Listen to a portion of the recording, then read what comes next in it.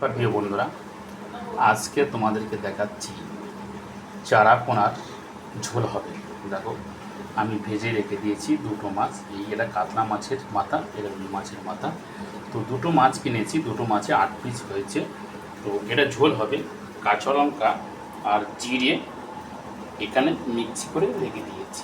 আর ঝোলটা হবে, দেখো ঝোলটা করা মোটামুটি হাফ রেডি হয়ে গেছে, ফোটা হয়ে গেছে। এবার আমি দিয়ে দিব আলু দিয়েছি, ঢেঁড়স দিয়েছি, আর তোমার ঝিঙে দিয়েছি। এই ঝোলের টেস্টই আলাদা। কাঁচা লঙ্কা চিড়ে ভেজে ঝোল করা হচ্ছে। আর এতে কোনো অপকার নেই, কোনো ক্ষতি নেই শরীরে।